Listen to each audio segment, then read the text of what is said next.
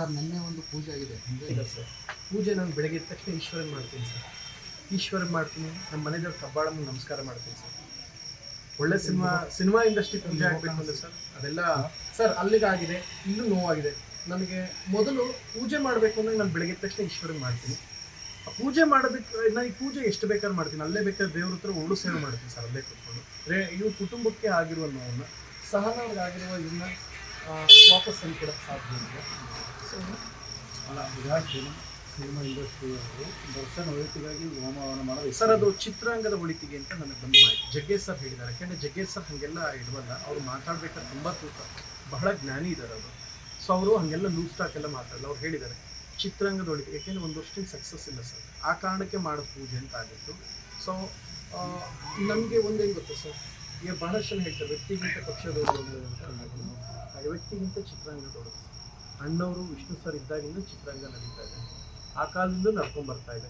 ಅವರೆಲ್ಲರೂ ಚಿತ್ರಾಂಗದಲ್ಲಿ ಬಹಳ ದೊಡ್ಡ ಹೆಸರು ಮಾಡಿ ಬಹಳ ಹಿರಿಯ ಕಲಾವಿದರೆಲ್ಲ ಊಟ ಮಾಡಿದ್ದಾರೆ ನಮ್ಮ ಚಿತ್ರಾಂಗದಲ್ಲಿ, ಭವಿಷ್ಯ ಕಟ್ಕೊಂಡಿದ್ದಾರೆ. ಸೊ ನಮಗೆ ಈ ಸಮಯದಲ್ಲಿ ಆ ಚಿತ್ರಾಂಗದ ಹಿತ ಮುಖ್ಯ, ಅದಕ್ಕೋಸ್ಕರ ಪೂಜೆ ಮಾಡಿದ್ದಾರೆ ಅಂತಲೇ ಅಂದ್ಕೊಳ್ಳೋಣ. ಇಲ್ಲಿ ಯಾರೋ ಒಬ್ರು ಪರವಾಗಿ ಮಾಡೋಕ್ಕೆ ಸಾಧ್ಯ ಇಲ್ಲ. ಯಾಕೆಂದ್ರೆ ಜಗ್ಗೇಶ್ ಅವ್ರು ಬಿಡ್ಸ್ ಹೇಳಿದ್ದಾರೆ, ಜಗ್ಗೇಶ್ ಸರ್ ಹಂಗೆಲ್ಲ ಹೇಳಲ್ಲ. ಸೊ ಅವರು ಬಹಳ ಯೋಚನೆ ಮಾಡಿ ಮಾತಾಡ್ತಾರೆ. ಒಂದು ನಾನು ಅದನ್ನು ಒಪ್ಕೊತೀನಿ. ಎರಡನೇದು, ನನಗೆ ಸರ್ ಪೂಜೆಗೆ ಹೋಗೋಕ್ಕಾಗಿಲ್ಲ ಸರ್. ನನ್ನ ಮನೆಯಿಂದ ಬರೀ 3 ಕಿಲೋಮೀಟರ್ 4 ಕಿಲೋಮೀಟರ್ ಚಾಮರಾಜಪೇಟೆ ಕಲಾವಿದರ ಸಂಘ, 400 ಕಿಲೋಮೀಟರ್ ದೂರ ಇರೋ ಇವ್ರನ್ನ ನೋಡಬೇಕು ಅಂತ ನನ್ನ ಮನಸ್ಸು ಕಾಡ್ತಾ ಇತ್ತು. ನಾನು ಬಂದಿದ್ದೀನಿ. ನಾನು ನನ್ನ ನೋವು ತೋಡ್ಕೋಬೇಕು ಮತ್ತು ಮಾತಾಡಿಸ್ಬೇಕು ಅನ್ನೋದಿತ್ತು. ನನಗೆ ಅಲ್ಲಿ ಹೋಗದಿದ್ರು ಪೂಜೆ ನಾನು ನನ್ನ ಮನೇಲಿ ಮಾಡ್ಕೊಡ್ತೀನಿ ಸರ್. ನನ್ನ ಪೂಜೆನ ಚಿತ್ರರಂಗ ಕುಳಿತಿಗೆ ಮಾಡಬೇಕು ಅಂದರೆ ನಾನು ನನ್ನ ಮನೆ ಮಾಡ್ತೀನಿ ಸರ್. 0ಇಂದ ಬಂದಿದ್ದೀನಿ ಸರ್. 3 ಸಿನಿಮಾ ಪ್ರೊಡ್ಯೂಸ್ ಮಾಡಿದ್ದೀನಿ ಸರ್. ಹುಟ್ಟು ಬಟ್ಟೆ ಬಂದು ಇವತ್ತು ಮಾಡಿದ್ದೀನಿ. ಚಿತ್ರರಂಗಕ್ಕೆ ಏನು ಬೇಕು ನನ್ನ ಕೈಲಿ ನಡೆಯೋಷ್ಟು ಸಮಾಜಕ್ಕೆ ನಾನು ಹೋರಾಡಿದ್ದೀನಿ. ನನಗೆ ಇದ್ದಿದ್ದು, ನನಗೆ ಕಷ್ಟದ ಅರಿವು ಗೊತ್ತಿದೆ. ಸೊ ಇವ್ರ ಕುಟುಂಬದ ನೋವು ಗೊತ್ತು. ನಾನು ಒಂದು ವಿಷಯ ಹೇಳೋಕ್ಕಿಷ್ಟ, ನಾನು ಯಾರ ವಿರೋಧವಲ್ಲ, ಯಾರ ಪರವಲ್ಲ.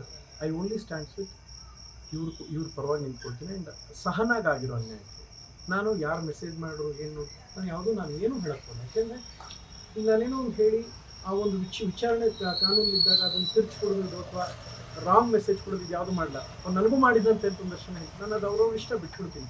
ನಾನು ನಿಂತ್ಕೊಂಡು ಸಹನವ್ರಿಗಾಗಿದ್ದೇನೋ ಅದಕ್ಕೆ ಅವ್ರಿಗೇನು ಮಾಡಬೇಕು, ಒಂದು ರಿಕ್ವೆಸ್ಟ್, ಸಾಧ್ಯ ಕೈಯಿಂದ ನಿಮ್ಮ ಕೈಯಿಂದ ಏನು ಸಾಧ್ಯ ಆಯಿತು ಒಂದು ಒಳ್ಳೇದು ಮಾಡಿ ಅಂತ ಜನಗಳಿಗೆ